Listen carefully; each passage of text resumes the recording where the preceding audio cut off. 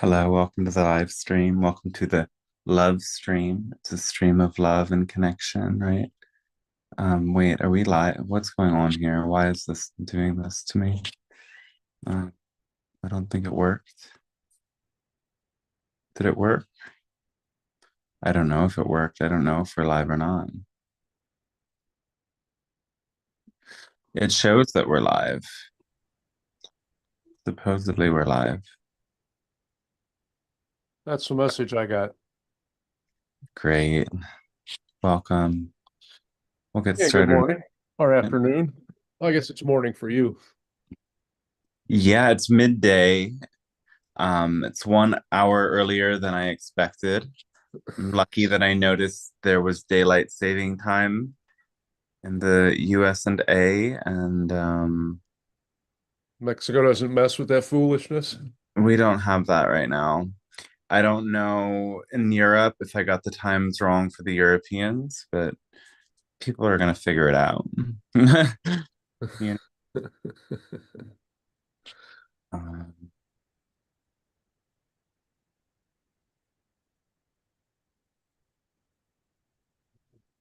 Hello. welcome. Greetings, Molly. How is everyone? Amazing. Present. Yay.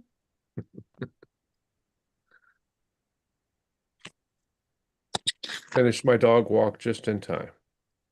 Nice. It always is.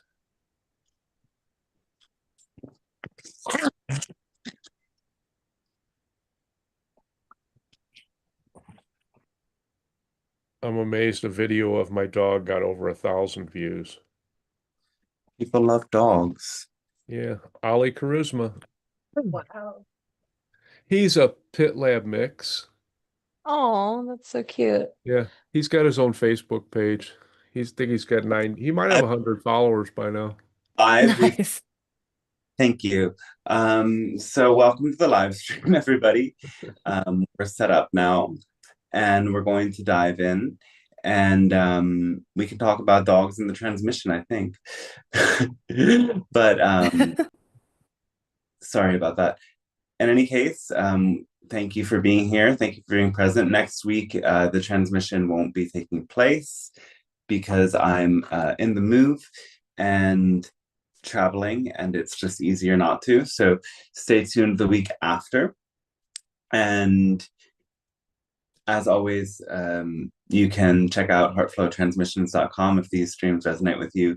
There's lots of great info there to discover about the channel, books, and sessions with me to go deeper into what the Pleiadian Council share.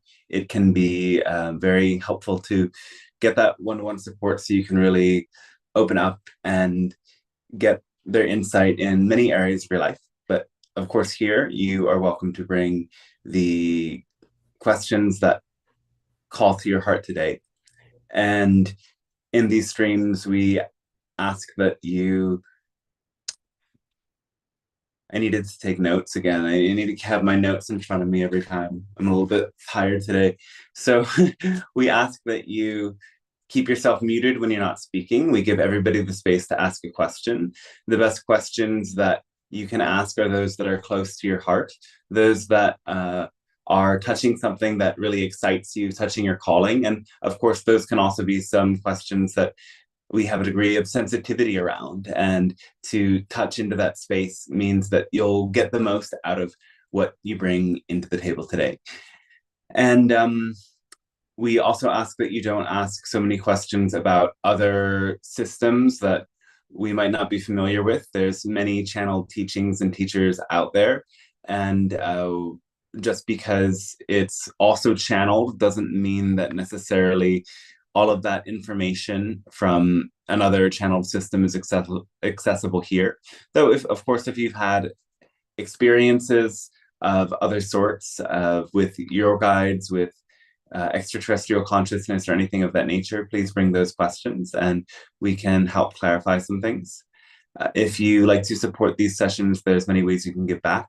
Donating is really incredible, and it helps cover the many costs of keeping this flowing every week with the special Zoom account for streaming and all the other goodies that go into this. And that way of giving back is really appreciated and makes this possible. Without your support, this wouldn't be happening. So if you'd like it to continue happening, please consider giving back.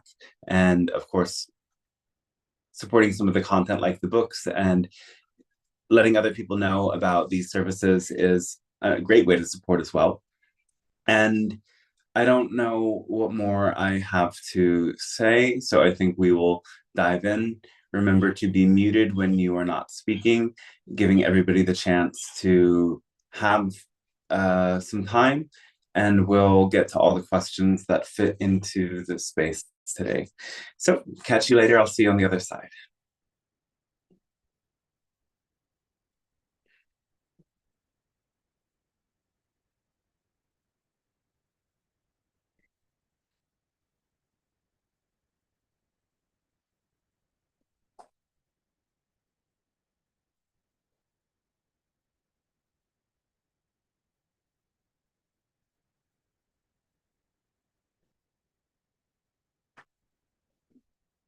Hello, and we say a fantastic day to all of you at this moment, your time. We speak on behalf of the Pleiadian Council, supporting your planet in this process of spiritual evolution.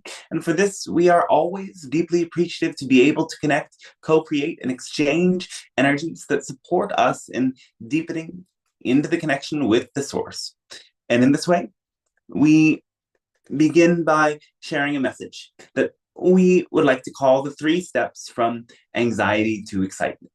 And this is very important, as oftentimes some of you get confused between what is anxiety, what is excitement. Really, these 2 frequencies or states of consciousness, you could say, are sometimes a hairline away. It is the slightest shift in your own attitude and focus that makes the difference between this energy of anxiety and excitement. It's that shift between focusing more on the idea of fear or more on the idea of love.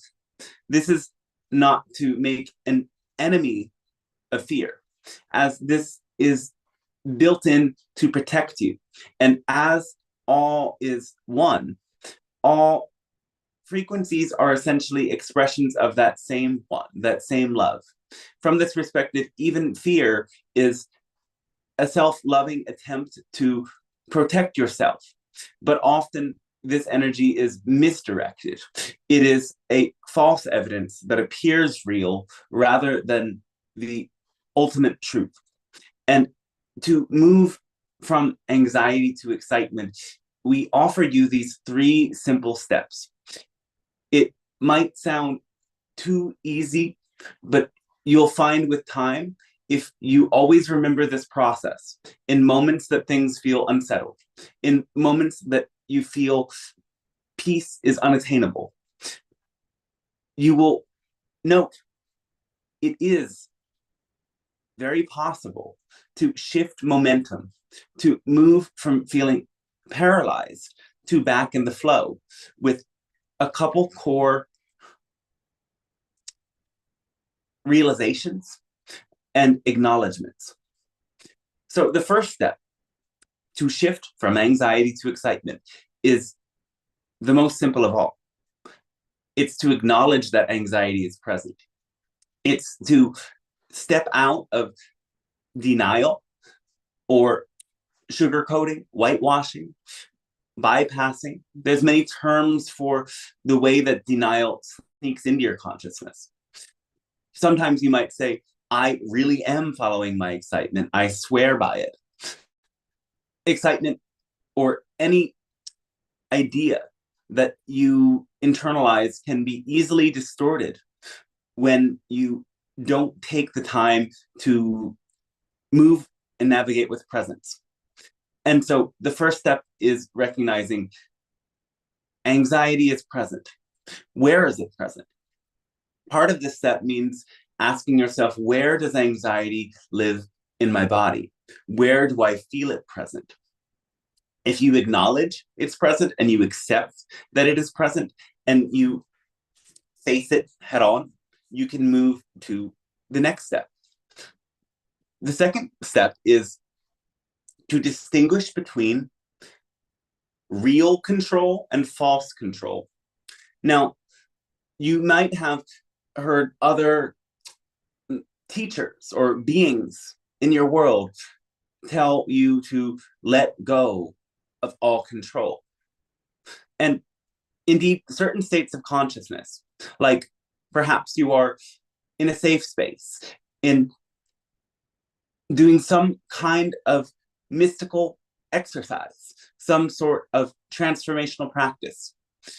You are certainly secure, you are certainly with trustworthy people. And they tell you, surrender to the experience in the moment, let go of all control.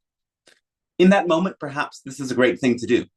Though there might be others that you encounter on your path that say, give all of your control away to the universe, give all of your control away to me and this holy organization, give all of your control away over to me and my political agenda, or something of this nature.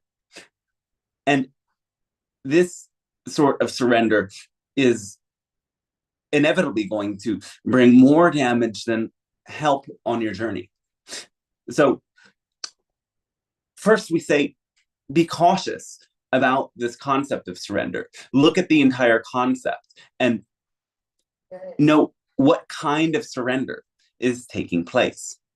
Now, the second step really is in surrendering the control that you don't have.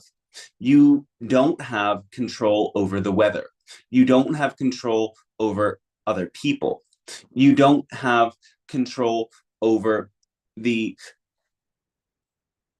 powers of the collective that run governments, organizations, institutions, bureaucracies, etc.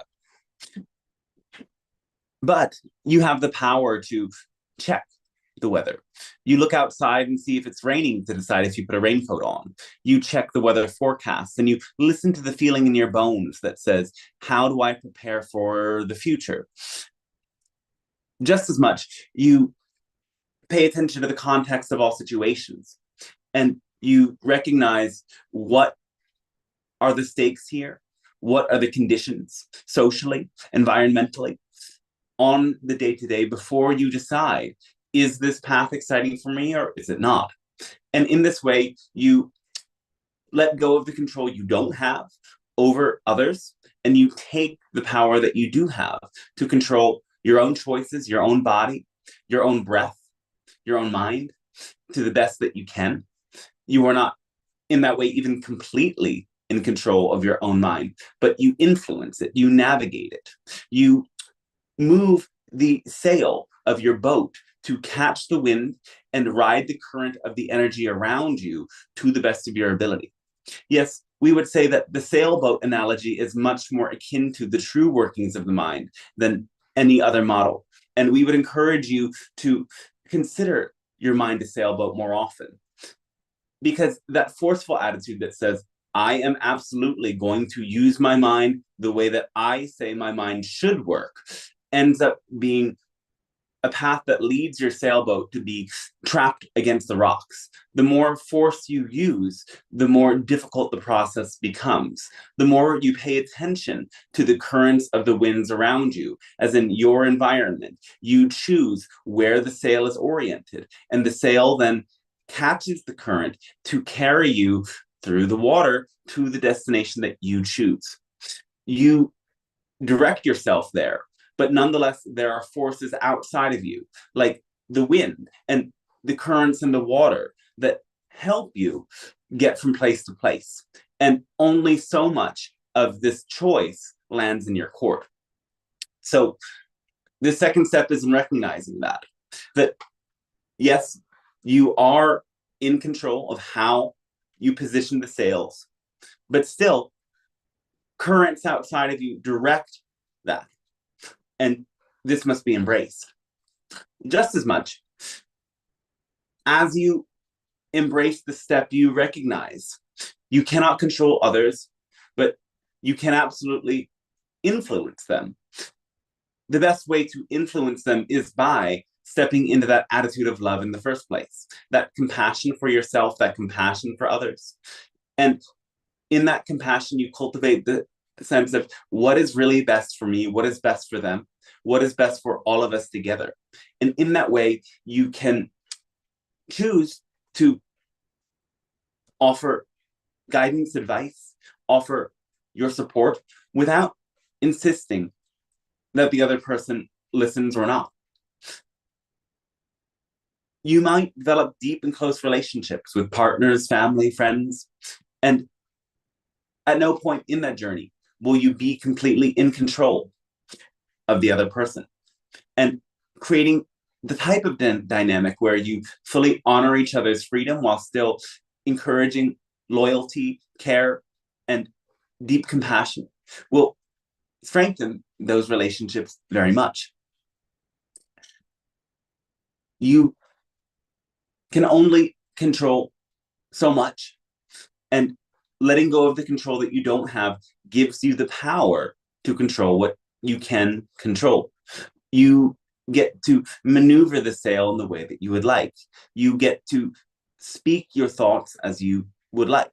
You get to create your choices and direct the creative energy within you to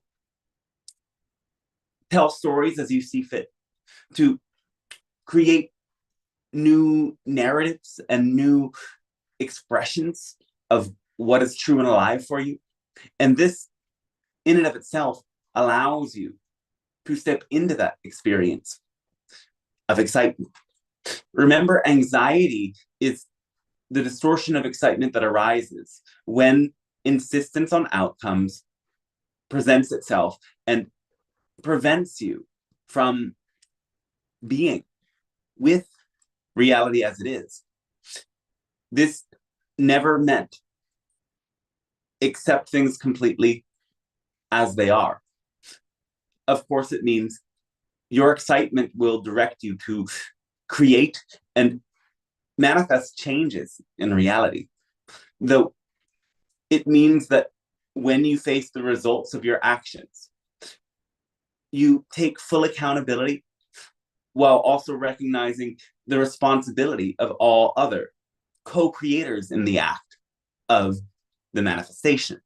You accept that things happen as they happen and recognize the process is the point. And the process is directed overall to the spirit of expansion, experimentation, and expanding excitement for its own sake.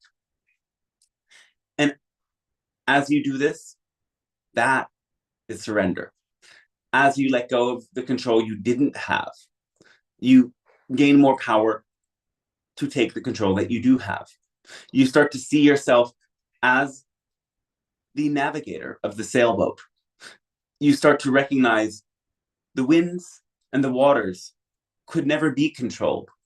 But when you see the power that is in your hands, there exists a capacity within you to intuitively feel at the depths of your being the whisper of the water, the secrets of the wind. And in this way, you direct. Finally, the last step, moving from anxiety to excitement, is simply to follow the formula. Now that you have surrendered, return to acting on what excites you. You will know that you have surrendered when you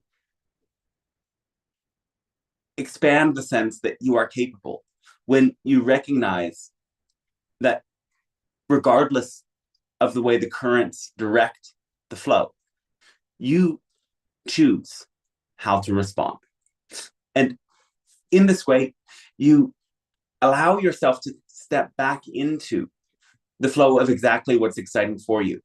You do so without considering too much who approves and who does not. You do this in recognizing that once you attune to your core frequency, that those who match that frequency will be attracted to you, and that will bring you what you need in the next steps. Now, the truth of the matter is that the hardest part of this 3-step process for many of you is the first part. And you might have recognized moments in which you were going about the flow of so many actions, suddenly to get to a point where the slightest trigger arises that makes you collapse into anxiety. In that moment, you recognize, wait, anxiety has been present for so long, and I didn't recognize it. If you can think of a moment like that, this will be a very powerful meditation for integration. What caused you to deny what you were feeling? What did you get so wrapped up in achieving that you didn't recognize the exact quality of energy that was motivating you? You may find there are many who don't recognize what they're actually feeling. They say they're feeling one thing, but instead they feel something different. These can be some of the most challenging conversations to have, but they are always helpful when you become a mirror for the other in the moment. When you allow yourself with compassion to ask, what is it that really motivates you here and now? What is it that you seek, and why do you seek it? In this way, you can come to be clear.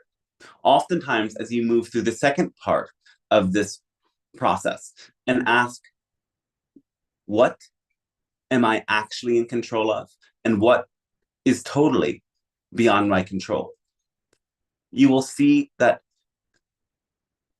you were attempting to get one intended result through a roundabout means. You will instead come to recognize that there is a direct path to what you need and desire, and you can only face that direct path once you have stepped into a deeper attitude of your true deserving and true worthiness. This distorted concept of unworthiness manifests as many different doctrines in your world that would serve to keep you dependent upon an authoritarian force. For example, the original sin is a sort of archetypal blueprint of these doctrines of self-abandonment in your Western world. There are many other such concepts to address and to deprogram from your own conscious and subconscious mind. Though we think that is a great foundation, and we hope that more of this illuminates itself in our continued dialogue. And you may begin with any of your comments, questions, musings, or inquiries whenever you would like.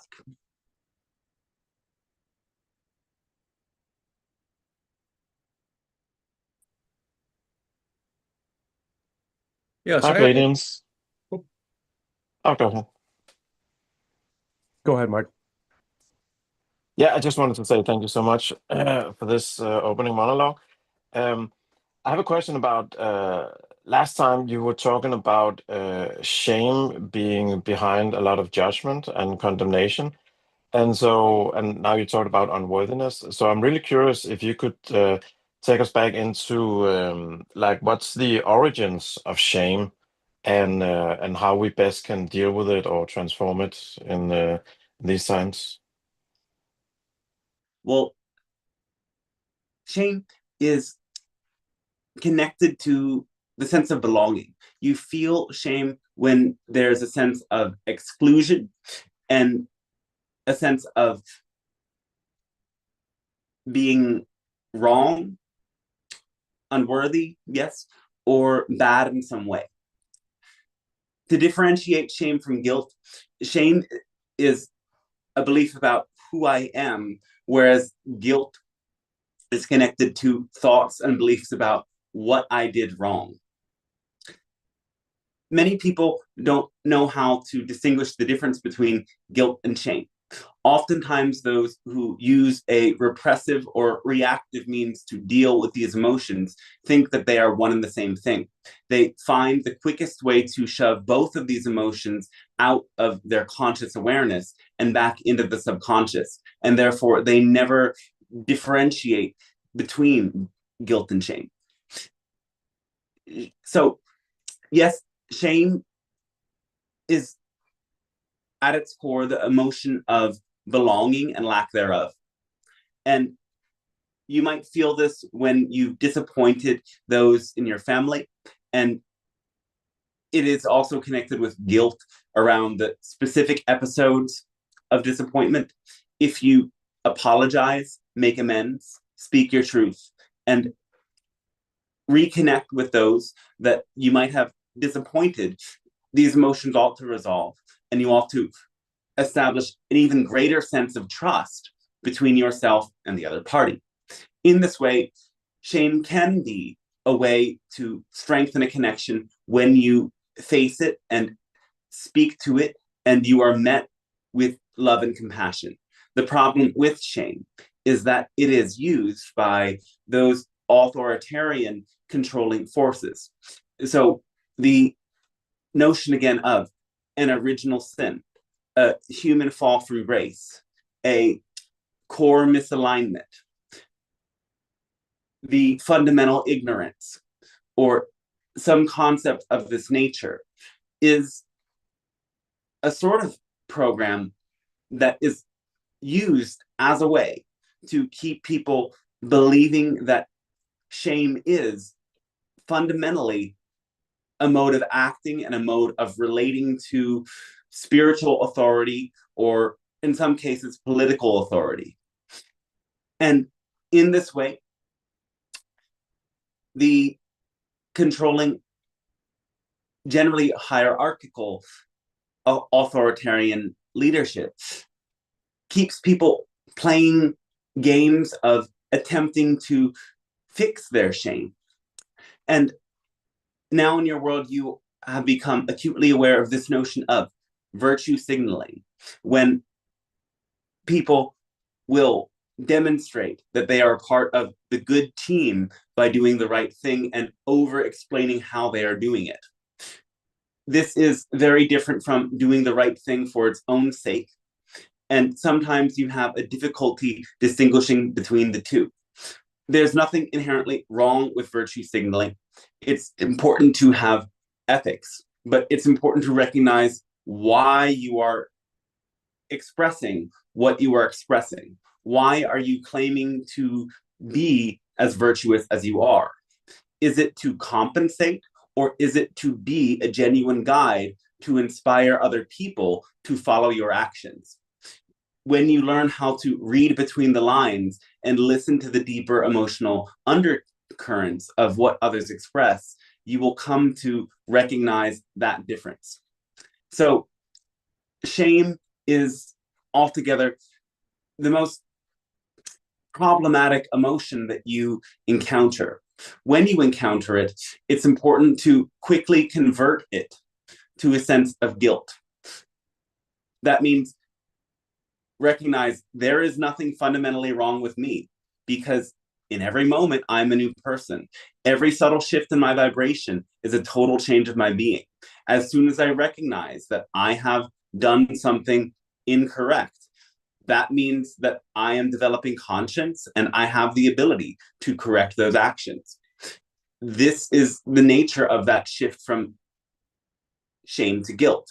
When you step into that attitude, okay, perhaps I've done something wrong, then you can question what it is and the ways that you can make it better. Follow through with those actions, ask other people How badly were you hurt by these actions that I took?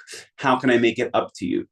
Be moderate with yourself and don't go out of your way to overcorrect.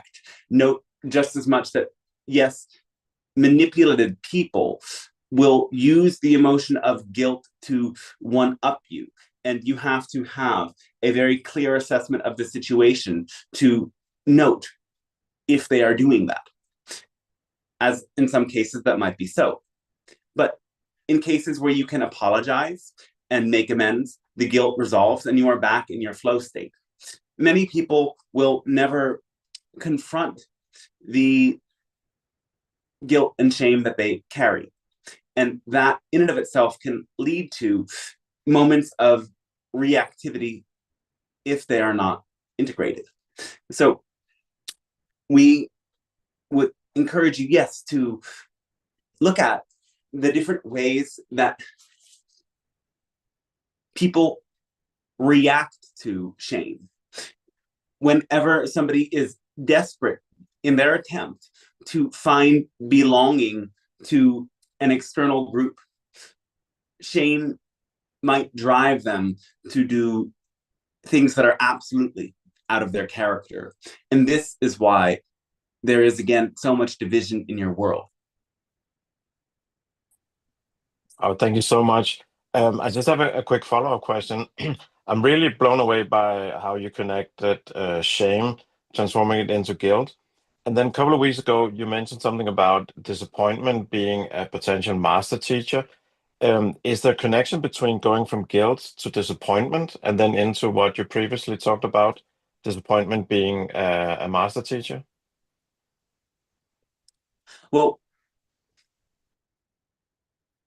as we said, disappointment can be your teacher when you are disappointed about life in general. This isn't in the context of relationships per se, but sometimes you encounter disappointment when you set out on a path with a certain expectation and you recognize that the ends would never be possible through your proposed means.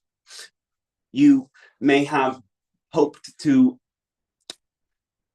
build a wondrous center of healing, but eventually you recognize that there's no water to dig a well in that place, and you have to move to a new location. In the moment, you feel great disappointment and fear that everything you did was wrong. Yet, if you let that feeling crush you, you don't come to recognize that all you've done in the process was essential for generating momentum to bring people together around the shared vision. You were simply unclear about one specific detail. And oftentimes, when you feel such great waves of disappointment, it is in your ability to let go of the very specific outcome that you envisioned that you will finally get to the better outcome. So yes, disappointment is often a key part in that second part of the shift from anxiety to excitement. Disappointment is often arising in times in which you thought you had more control than you did. And when you recognize that sometimes you're just dealt a certain hand from the universe, or the things play out in a way that challenges you for a purpose that you can't see in the moment, then it's easy to not get stuck and instead continue to move towards what excites you, regardless of how disappointed you might have been. Wow, thank you so much. That was amazing, brilliant. Thank you, thank you, thank you. So I think Ray had a question. Yes. Yes, please, and thank you for your lesson and your energy. It's kind of related to control. Part of the control, like many humans are learning to move energy around in their bodies to places that need it. But if you're not aware that you have those things, like energies from the spirits and from the elementals, then you may not know to control or that you have some control in bringing those into your experience. Can you talk about how to maximize that benefit, please? Maximize the benefit of the energies of nature and Yes. elementals around you. Yes, please. Yes.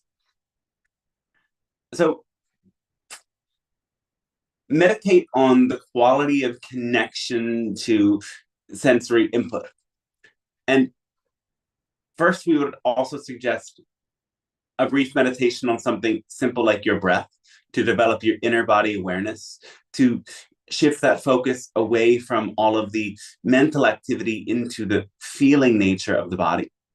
And then when you go into nature, for example, and you touch a stone or touch a tree, bring all of your awareness into the sensation of your hand against the bark or your hand against the rock and the way that the texture moves against the surface of your fingertips. As you feel this, notice, does a quality of energy move into your body? Notice just as much, do I get information in my imagination? Do I start to have other visuals? Do I start to hear a specific voice? In this way, you get attuned to what information comes to you. In this case, just through the sense of touch. Then you can meditate on another sense. And of course, we would encourage you to focus more on one sense than another in the specific moment. So meditate for a few minutes on the idea of touch.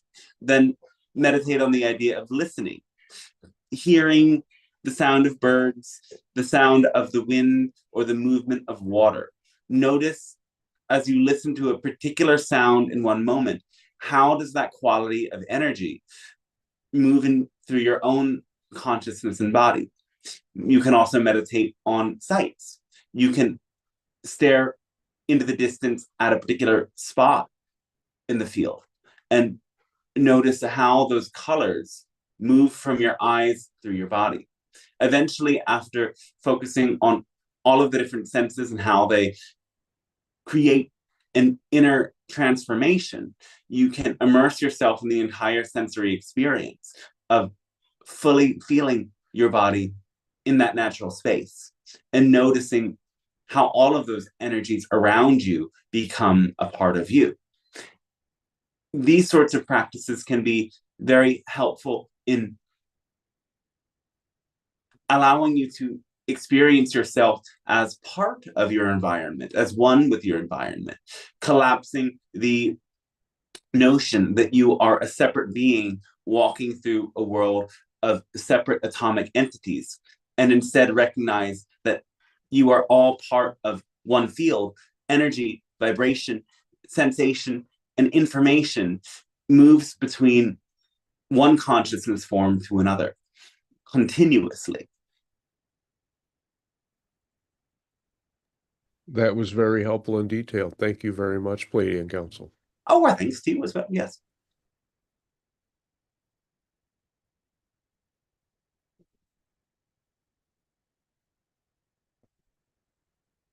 Now, that is a practice of attuning yourself to the environment.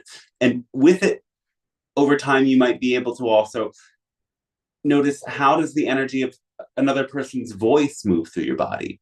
How do you feel as you walk into a particular room? By attuning yourself to the way that sensory input affects you, you start to become more attuned. You start to instantly recognize, is this space in resonance for me? Is it a mixed space with both resonance and dissonance, or is it completely dissonant? And that intuition will help you.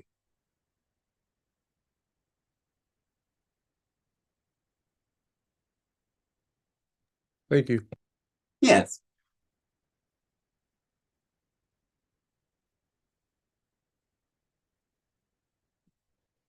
Hello. Hello, yes. If a person had been sort of thinking or sort of oppressed by authoritarianism, so something that was quite that kind of mindset, what would be the kind of steps someone would take to kind of not be aligned with that way of thinking? Because I understand it's actually quite common at the moment. Yes, it is common. And it is in, first of all, recognizing that you are free and out of it now. It's in having a sense of gratitude and self-trust that expands with time, that you can really look at the situations for what they are. Then it might be in noticing a parallel, as people will tend to move from one expression of an authoritarian leadership to another until they get to the climax, so to speak, and they can no longer deny the pattern and its harm-inducing nature. So that might mean that somebody was a part of a new spiritual movement or cult, but in the past they were also a part of a religion, a very strict form of education, or they had a parent that was a stickler and imposed a very rigid and fear-based morality. Those sorts of experiences tend to be the foundation that an authoritarian programming can reinsert itself onto. So there is just as much a need to visit a more distant past where some of those patterns originated in the first place. Just as much, there needs to be a genuine assessment of the hopes and wishes that might attract you to something that is authoritarian. And generally, these hopes and wishes are for a sense of deep certainty, a wish to move past all ambiguity, uncertainty, or lack of clarity. Authoritarian leadership occupies the space of existential panic by solving it with a clear vision and version of reality that replaces doubt and critical thinking. The next common trait is a strong level of purity. And of course, it is important to be clean, as in sanitary, and ethical, though indoctrination is generally aligned with a very elevated and rigid sense of morality and purity that says, we are the good ones, they are the bad ones. So just as much to go beyond authoritarianism, there has to be a greater desire for unity than there is for specialness. You can still be completely you as you are and still be attracted to specific cultures, ideas, and types of thinking and types of people.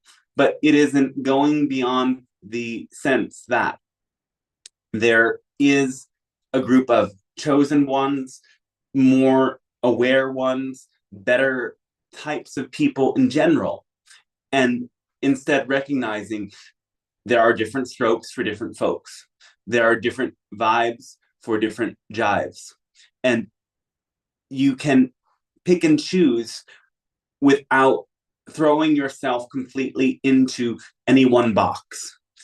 Or in other words, you can put on a uniform without identifying with the uniform. You can play a role without mistaking the role for your identity, as those sorts of traps are very common when it comes to these sorts of cultish communities. Yeah, that makes sense. Thank you. Any other questions about this topic?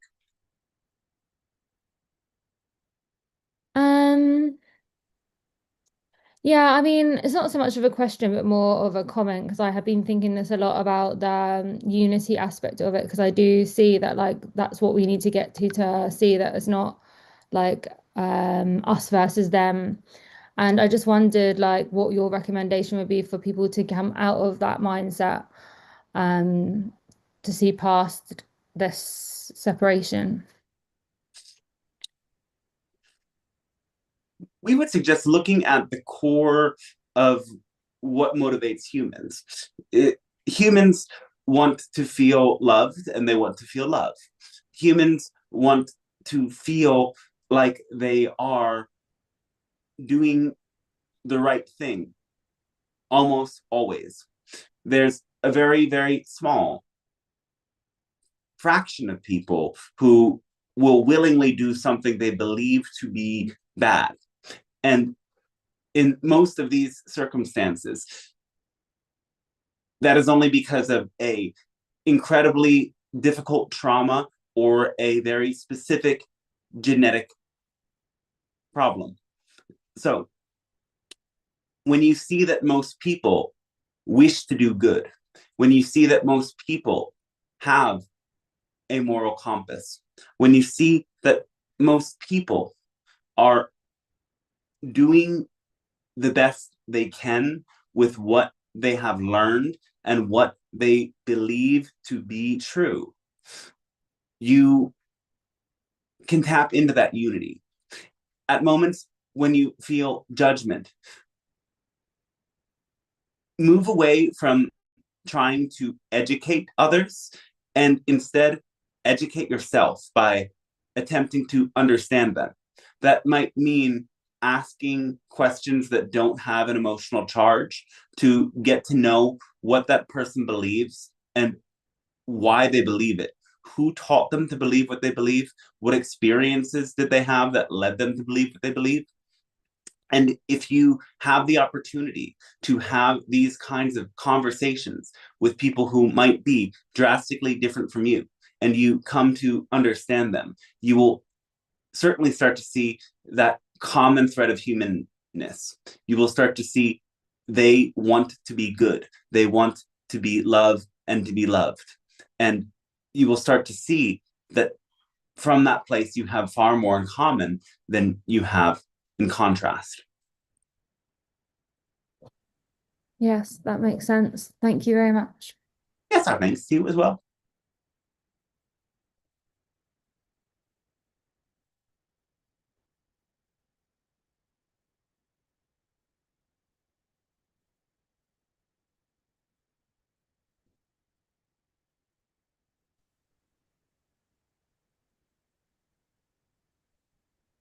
It's also a written question in the Zoom chat.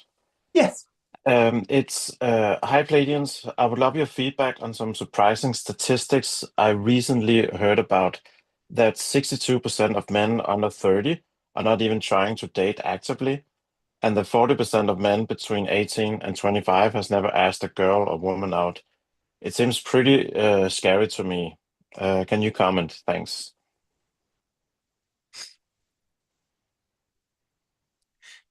This is in part due to the high degree of connectivity of the younger generations who grew up with smartphones and technology without much awareness on from the parents as to how that was affecting their development.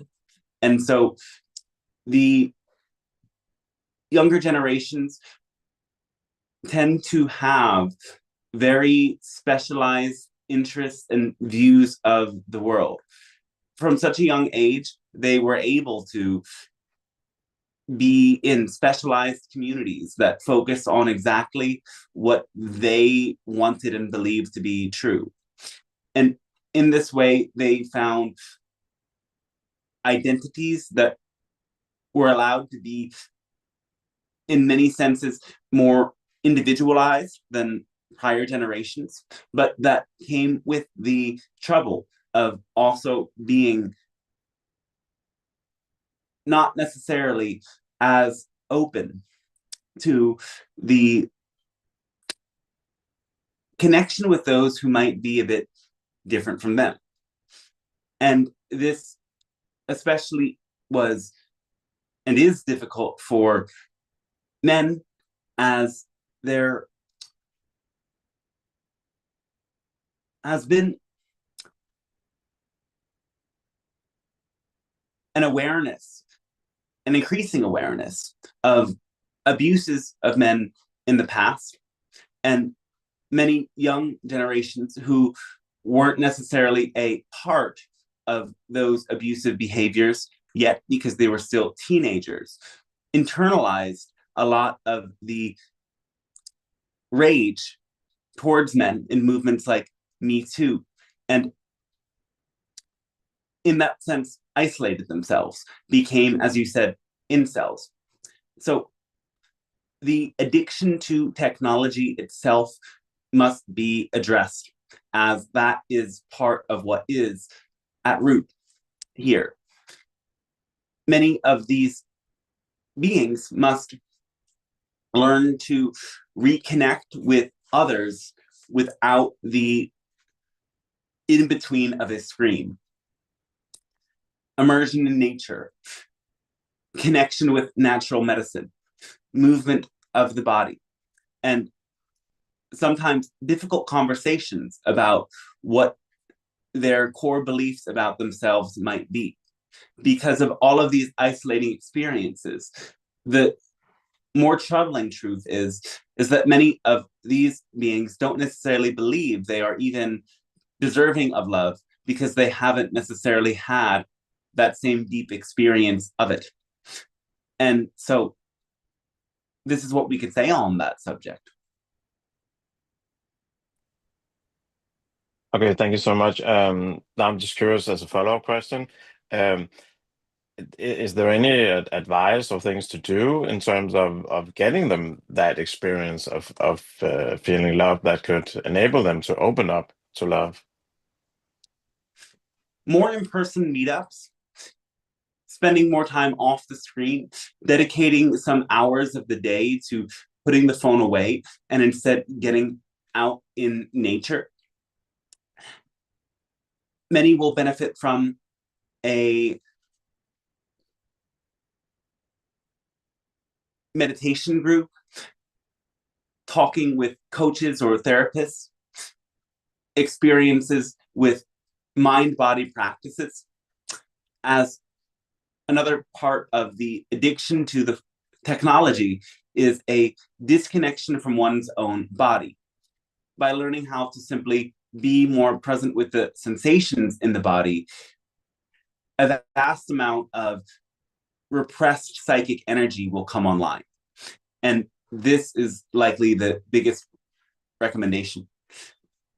So also, a daily walk in nature for those who struggle with technology addiction is highly recommended.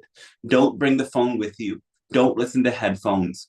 Listen to the sounds of nature. Allow yourself to feel your body touching the earth.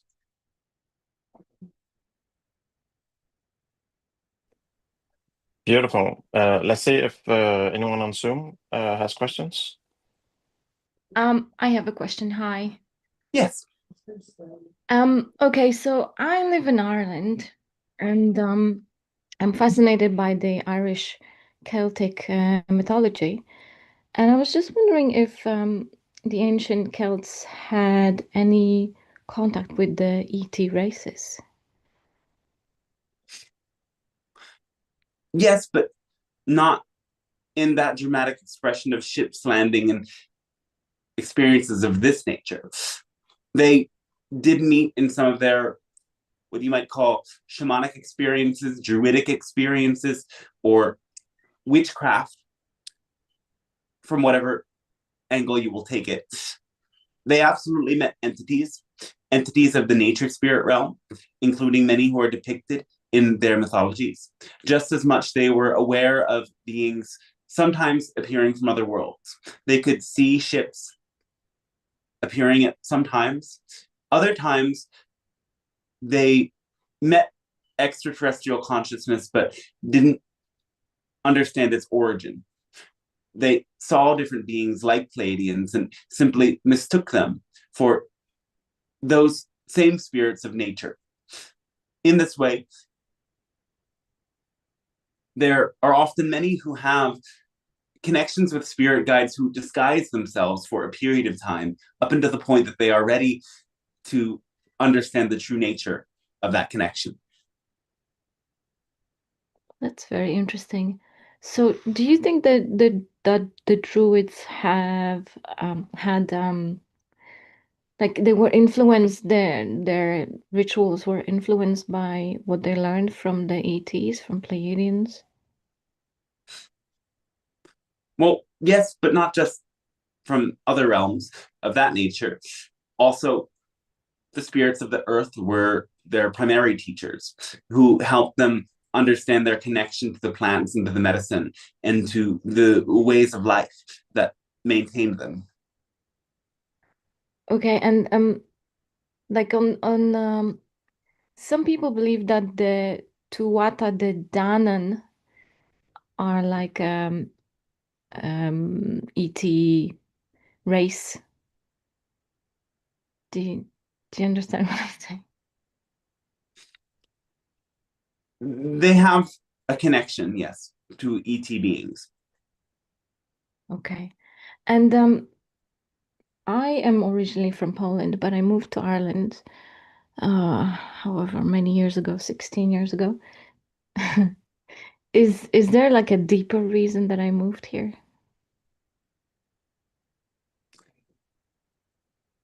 Well, your move allowed you to meet those of a different mind, meet those who inspired you and encouraged you to look deeper within yourself. And this is part of the greater purpose. You also came to experience some levels of challenge in adjusting to a new culture. And in doing this, this allowed you to open yourself up. You still haven't met all of the people who are going to change your life on this island. And we assure you there is great power for you to discover.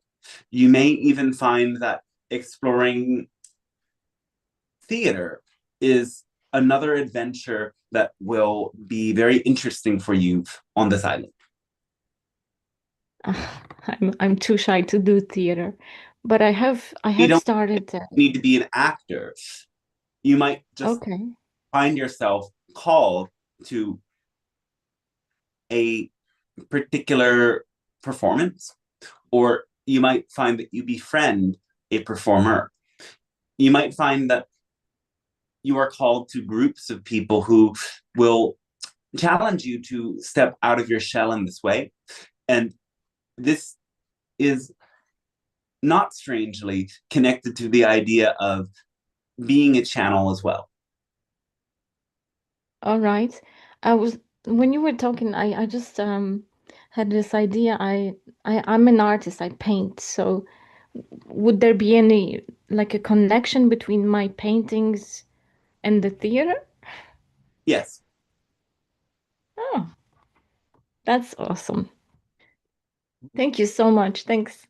Oh, thanks to you as well.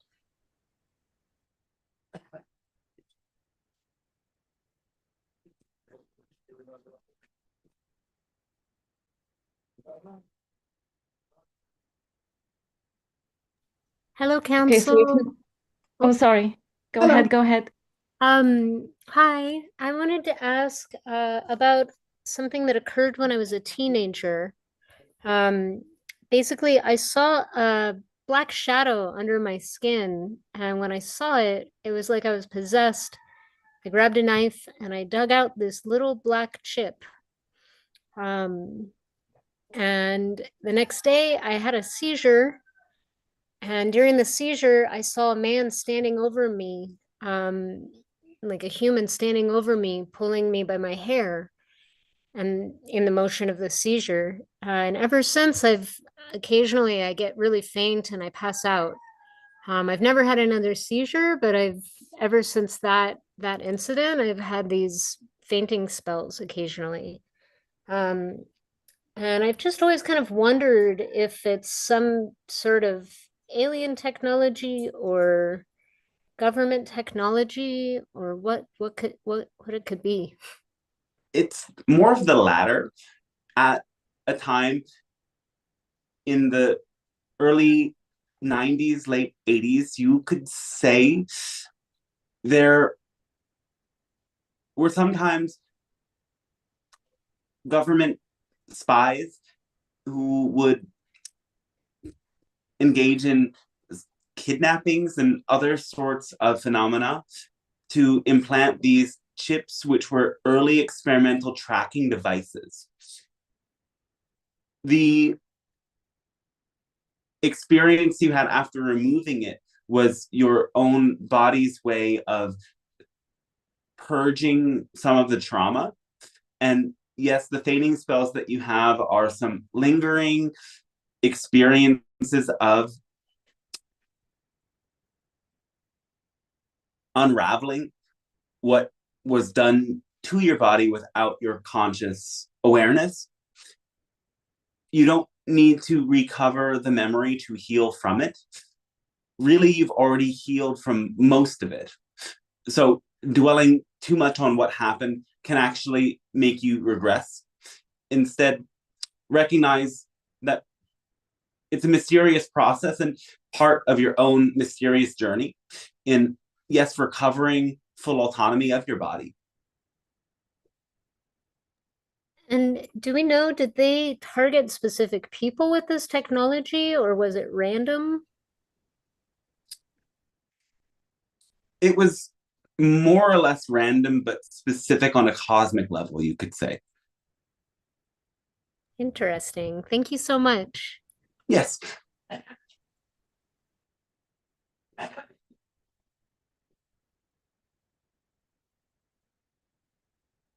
So should you have the fainting spells, again, focus on deep breathing in your belly. Focus on allowing yourself to embrace those experiences and listen to the sensations that move through your body.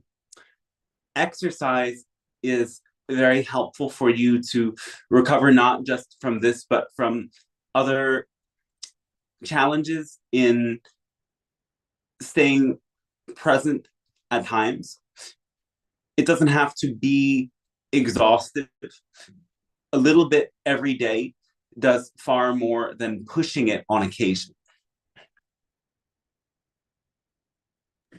Wonderful. Yes, I've noticed that the fainting spells have gotten less and less, and actually, the more that I hike and exercise, the less they happen. On that note, can you give other recommendations for, um, you know, like I've never really been in my body very much, even like to the point where I have to remind myself to care about how I look and whatnot. Are there things that you would suggest to kind of help me come more into my body? Touch that can be simply hugs and connection with others more frequently. It can be getting massages or learning how to do massages and exchanging them with specific friends that work for you. Meditating that doesn't involve a guided visualization, but instead a focus on the felt lived experience of sensations in your body. Moments to check in if you find yourself binging on content. Make sure that you take a break at least every hour and a half to do a little bit of a stretch and take a few extra deep breaths in and out. Showering more frequently, not necessarily to get more clean, but to have a more powerful sensation that brings you back into your body. Amazing. Thank you so much. Yes, thanks to you.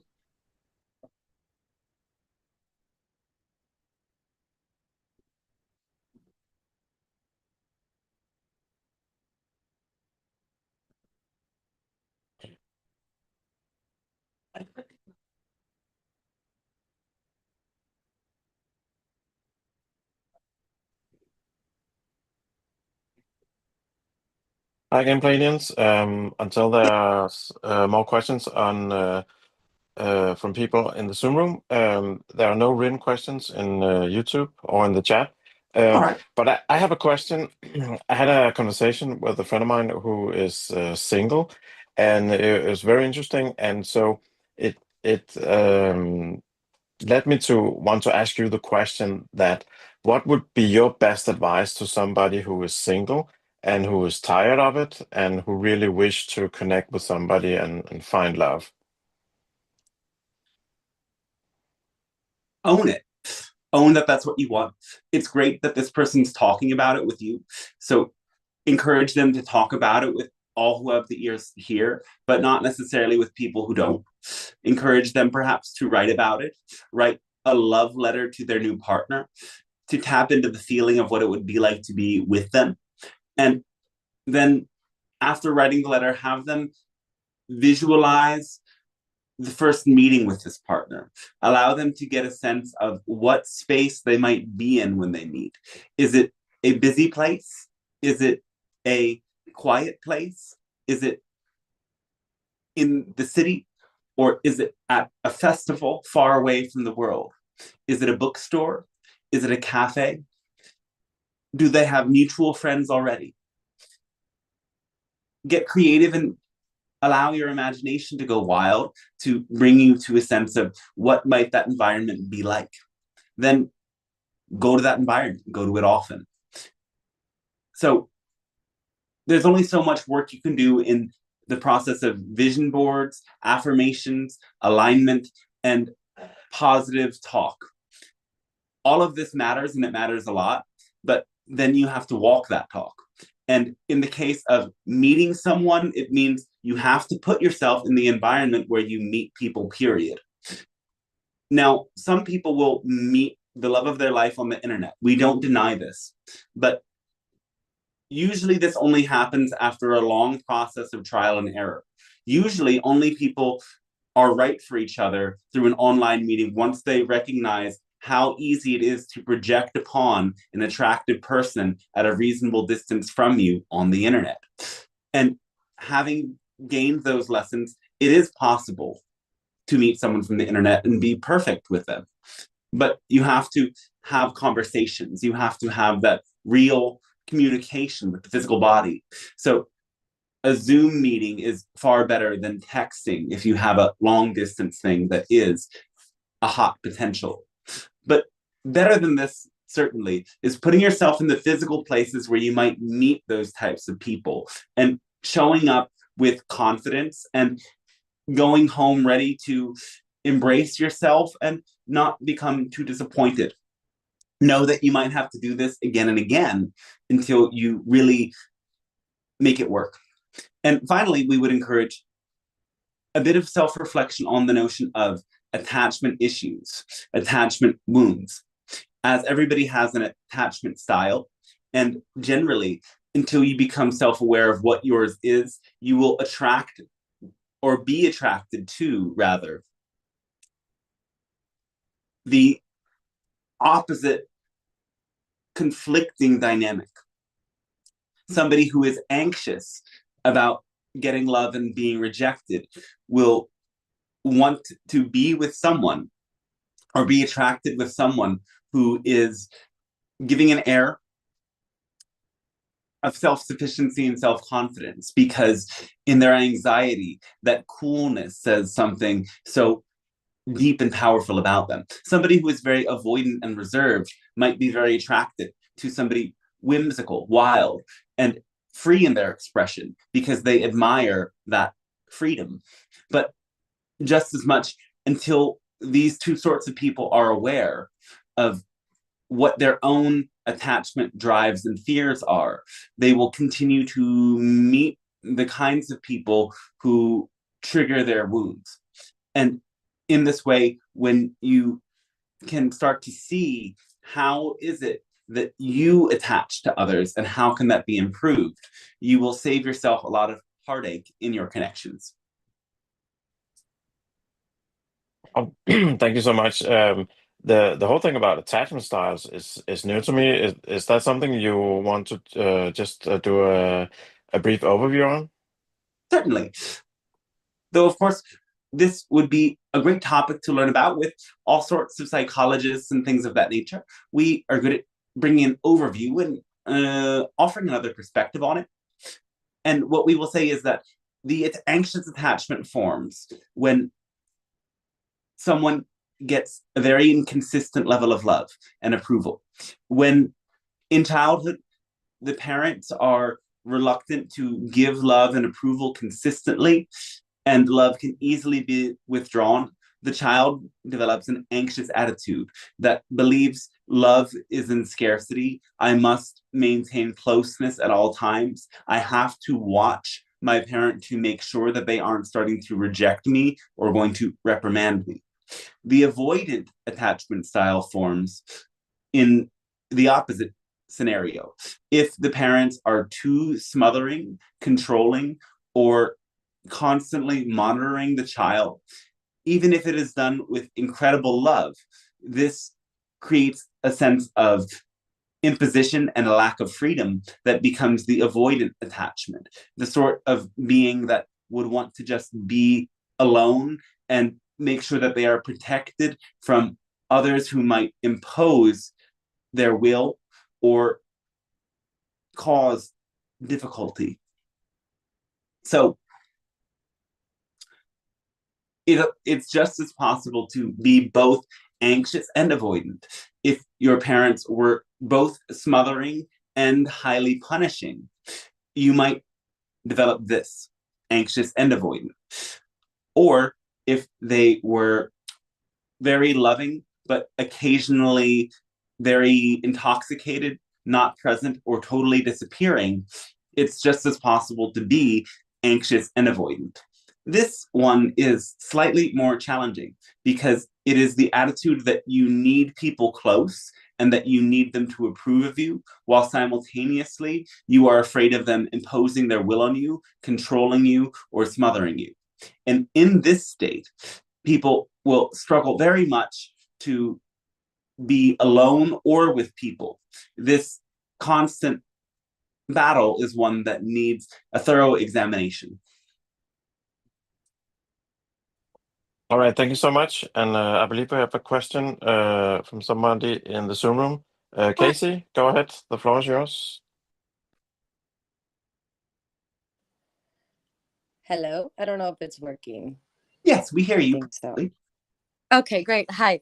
Thank you for holding the space. And I have more of a personal question about my galactic connection that I've realized I've had since a young age. Being an abductee, this has given me PTSD in my human self, but I also am very aware that these are benevolent beings and I signed up for this before this lifetime. And I'm just wondering where specifically these entities come from and why me, and if there's a specific message I need to hear right now about I need to hear and understand. You were involved in the hybridization program in two ways. First, you contributed to the Gray's initial program, and later you also contributed when the Sasani were extracting genetic material as well. The second abduction was far less invasive. The trauma comes more from the first one. You may have had encounters of both of these beings, the Sasani and the Greys. You may have even met the tall Greys in certain visions. These, yes, gray beings with palish skin and blackish eyes can appear sometimes emotionless and cold, but their intentions were not to harm. Because of your involvement, you do have several different hybrid children that are connected to you. Wow. Okay. And thank you for that information. I feel that they're not just experiences. I feel like in some way they act as guides, as in like, I mean, with when I was 16, like I have this chip on my arm, and ever since then I'm able to find them like close to me. They're always physically close to me. They're Merkaba ships, or I'm not sure, and it's sometimes I just feel like I it's just more so like, what is it I need to, I don't know, like what is the work that still needs to be done with me? Like what is like or I mean, what is the mission in some way? I know maybe it's a little too personal, but yeah, it just feels very alone. I'm very alone in this feeling because I can't talk or connect with this on this subject with anyone. And yeah, just have a lot. Yes, we're sorry. So we want to ask you, what is your calling? What do you want to do with your expanded ability and sensitivity? I would say in some way, like as you are a channel, you are a tool, you are a conduit. I feel through my art, I am a channel, I'm a tool, I'm a conduit, and thus, like, sometimes like being that tool, like the messages come through me, and then I'm able to, in some way express that or share that with humanity and be able to work with some people's subconscious in that aspect. And I'm at this breaking point where I need to focus directly on that because I know it's part of my mission. And yeah. Yes, this door is open because you are, in that sense, a visionary, both in terms of receiving art and creating art, but just as much in terms of being able to guide others to that same expanded state of consciousness. So these experiences have been with you and will be with you. They are there to remind you that you are capable of going beyond this plane of reality to tap into other planes of reality and to receive information, not just for yourself, but for others. This gift is what allows you to get many visions, though you're actually only tapping into 40% of the potential you have for creative visions. There is more that is there for you, and you simply have to overcome certain beliefs that would cause you to resist the idea of freaking people out a little bit. Okay. Thank you very much. Would you be willing to help people stretch their comfort zone? Yes, that I think my existence is made for that. Yes, 100%. Yes. So stretch it a little bit more, see what the edges are, play with that idea, and also allow yourself to go deeper into the states that you go into, as there might be more of the vision to unveil itself. You also have a power of word and voice as well that is connected to the visions that you have. Okay. Thank you. I will reflect more on that. I appreciate your wisdom. I appreciate it. Thank you very much. Oh, thanks to you as well.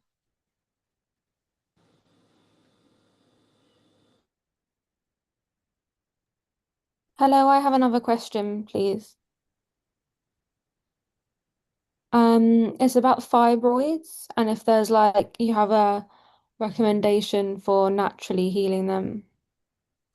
Hypothyroid or hyperthyroid issues? Fibroid, the first one, I think.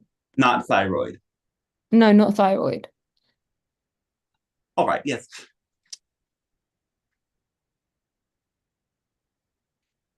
We would suggest massage and perhaps gua sha. You can perhaps get a crystal gua sha yourself and massage the area gently daily to loosen up some of the material. You may want to look into other specific supplements that can aid in this process as well. Just as much gentle movement for the body is very encouraged, and avoiding any rigid or tense postures that might be inadvertently causing tension to affected areas. Okay, thank you. It's for a family member, but basically, do they shrink on their own, or is that common? Necessarily. No. Oh, okay. So, but these things might help reduce them. Which is why the massage is recommended by gently stretching the fascia.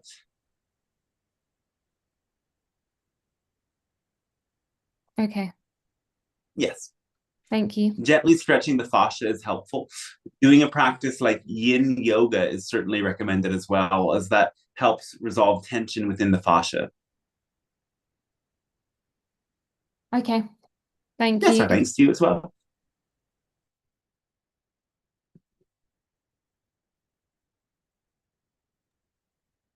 Hi, I have a question. I wasn't planning on coming on, but I was listening on YouTube. So I've had empathy is kind of like my superpower. Welcome. I've always felt like it's been a superpower. I felt like it's been something that has been a good thing. I've been able to connect to people, but it's overwhelming right now. I feel like I'm crying all the time. Very heavy. And I wondered if there was something I can do, or is there something that I need to clear to allow myself to function as a human being at this point. It feels like I'm not able to be all here all the time, present.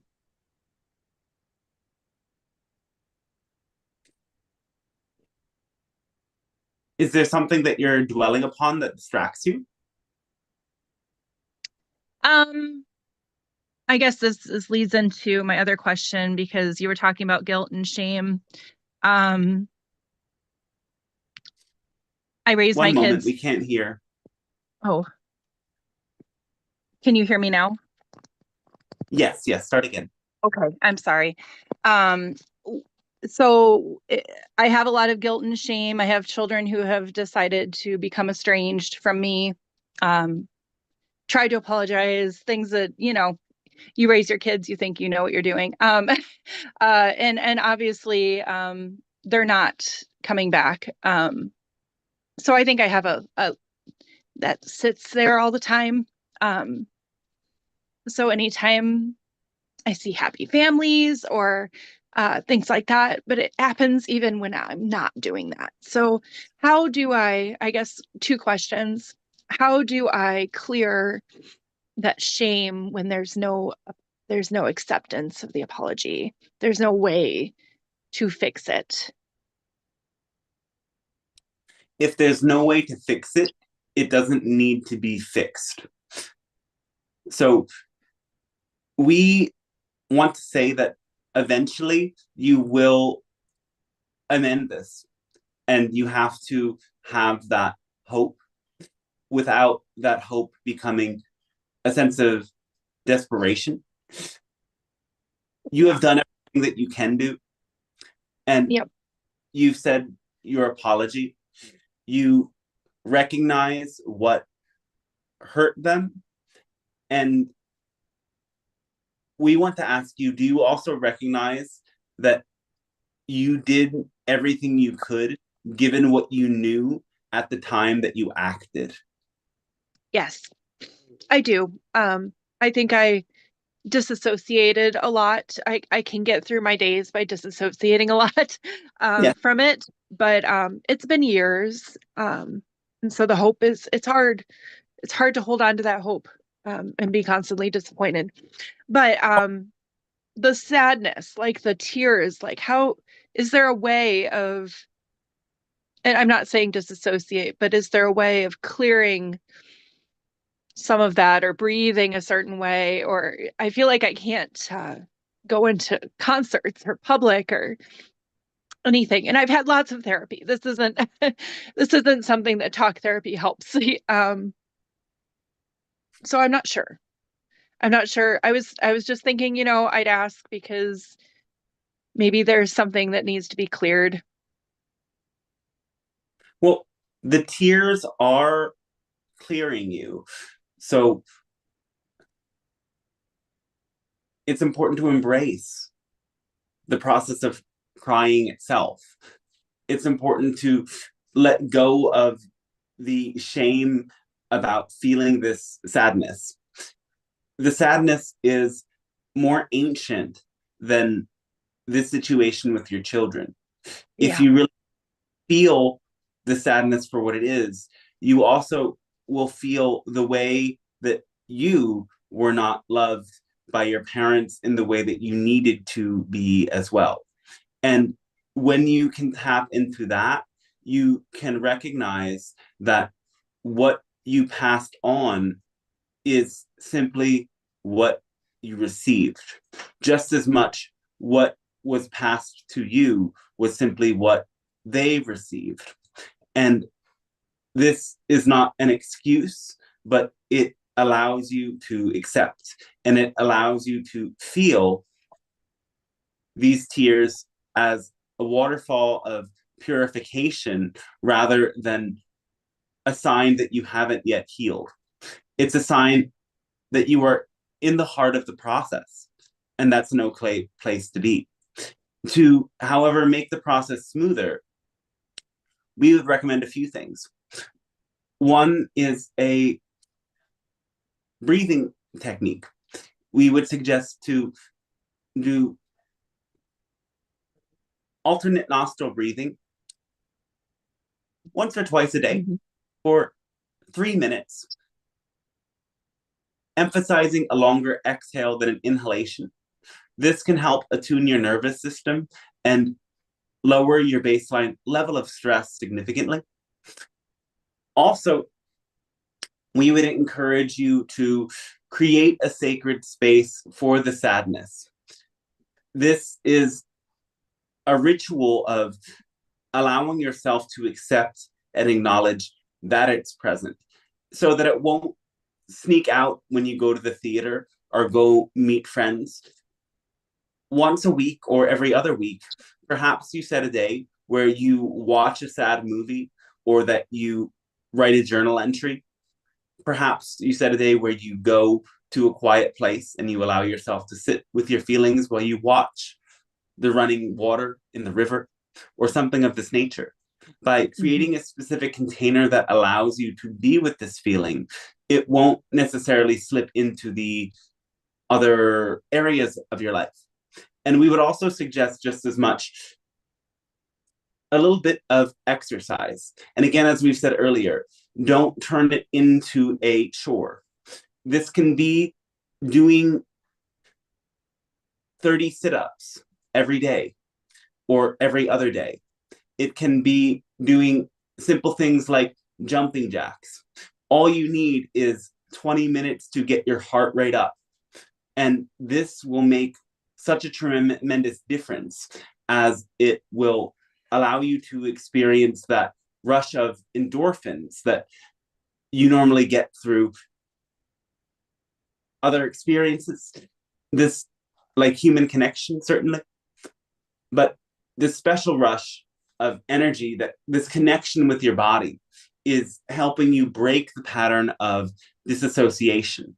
It's saying, I'm ready to be here with the suffering and not resist it and push myself to feel my body in spite of it. And yes, all of this will be very helpful. And the last thing we would suggest is taking a tincture or powder extract of the plant Rhodiola rosacea. This slight stimulant will energize your heart and clarify your mind. It might make things more intense at first for the first few days, and then leave you feeling slightly more stable and clear after a brief period of time. This isn't to be taken forever, but it can have a very drastic effect in boosting your mood and giving you a clearer, sharper confidence. Thank you so much. I had a dark night of the soul last year, end of June. Really, really big awakening night. I don't know if you can tell me anything about that. It felt like a game. Felt like I was wandering around my neighborhood. It felt like a game. And it was almost like, and this was after a very sad event that kind of occurred with the kids. And it almost was like it was telling me that all of this was for a reason. Like all of the things that happened, the fact that they were my kids, the fact that my ex was my ex, all these things happened for the reason. And that there's a bigger picture here. And I don't know if you can give me any direction or understanding of that. Yes, it is part of the bigger picture. It's also part of the picture of helping you to resolve experiences that happened earlier in your life that created the stage for this. And in doing that, it helps you to heal other people who go through similar patterns. So part of seeing what that big picture is developing the eye for pattern recognition. Sometimes pattern recognition only shows up when you zoom out. Sometimes the troubling feelings that arise because you zoom in too close to details of specific memories. Mm-hmm.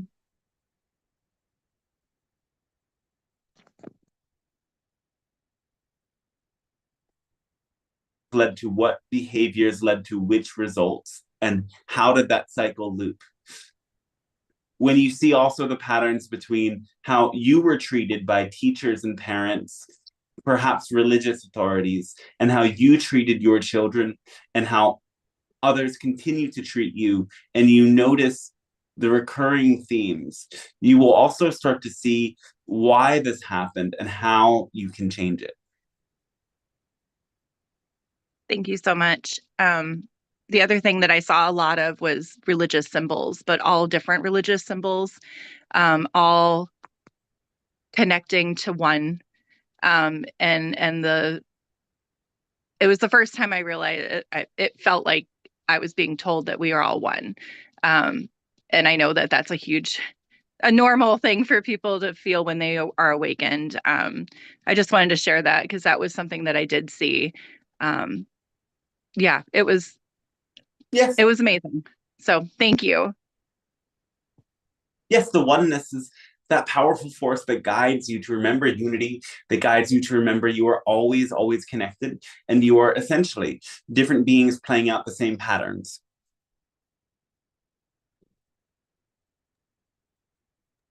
Thank you so much. Thanks to you as well. So, is there anyone who has not yet asked a question or a new question that perhaps is here for us?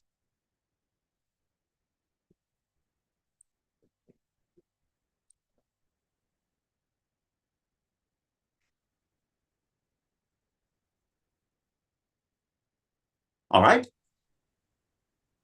Doesn't look like it, and there's no written questions either on Zoom or YouTube.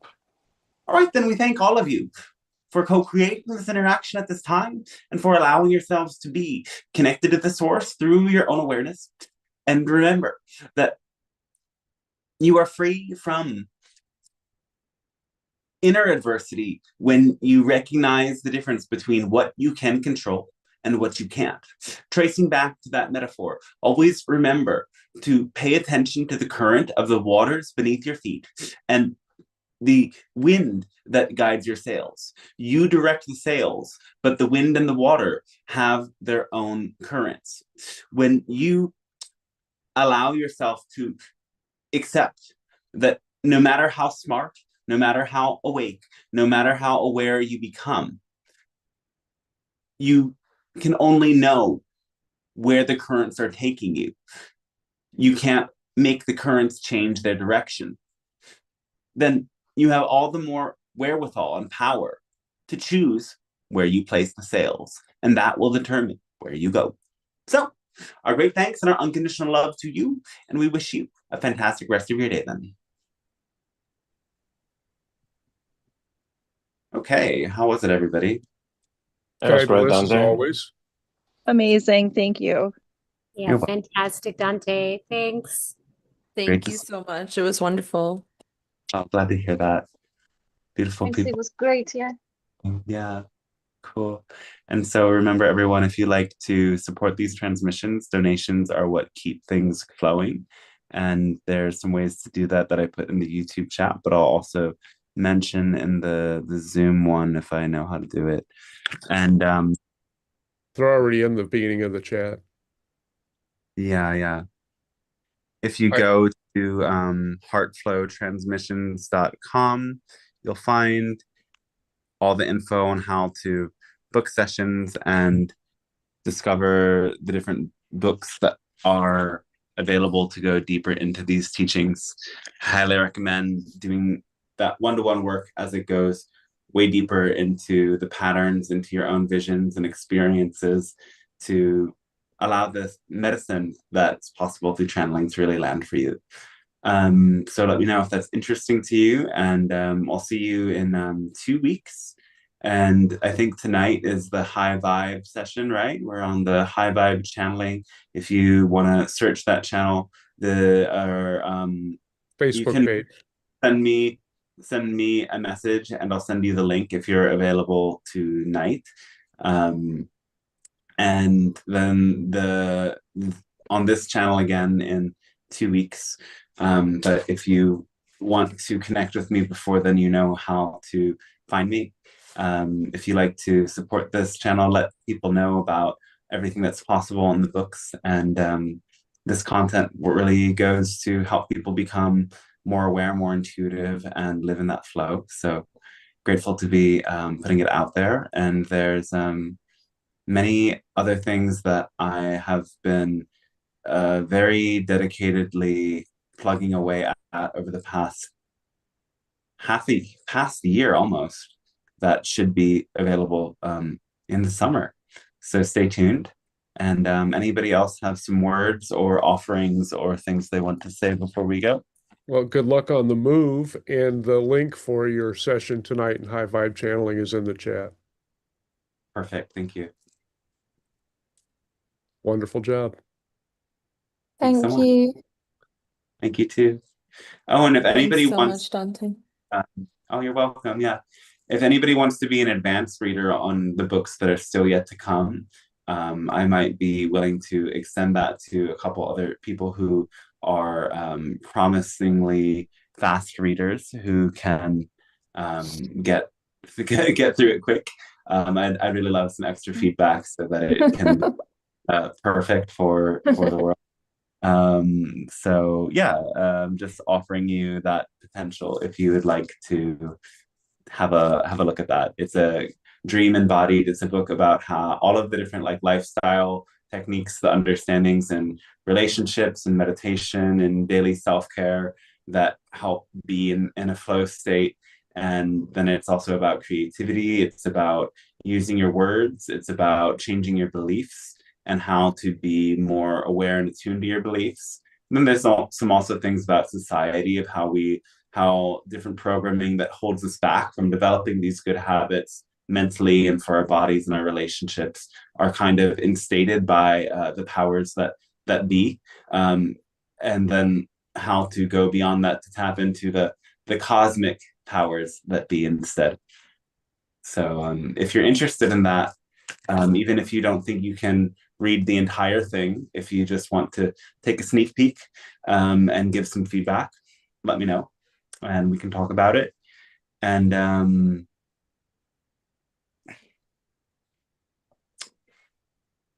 any other words? What are we doing?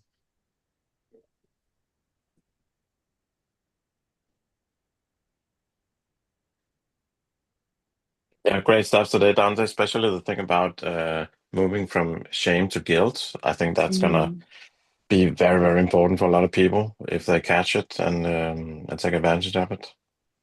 Totally. Yeah, I agree. That was a big one. Glad to hear that. Yeah. It's very And the difference between the energies, you know? Yeah, exactly. yeah, it takes so long to get that, you know? And like this is something that I'll chime in because I made a post on Facebook the other day about like what we need a word for this specific thing. And somebody responded that's like somebody who's like been a part of all of this like guru worship. They just said mind. Mind. The word for that is mind. And this kind of, you know, the oversimplified thing is very connected to what we were talking about of authoritarianism, where the cause of every problem is the same thing, mind. You know that the teaching is a little bit half-baked so that you become dependent on the teacher rather than expand and challenge your mind. We're constantly learning new things all the time. So let's never forget that, you know? Yeah. Our minds are very important. They're like gardens. Yeah. But also Yeah. like finding the specific word, like being able to distinguish what is this emotion versus what is that emotion? What is this belief versus that belief? It's really crucial. Mm-hmm. Sure, it's all mind and fear, but what type of mind and what type of fear?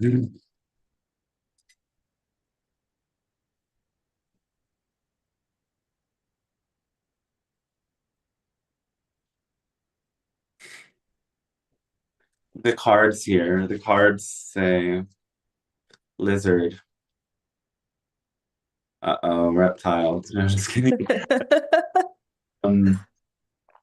When the noise of the crowd is too overstimulating and you need to come back into your own creative process and just chill. So maybe we're just chilling this week. Feel that. Yeah.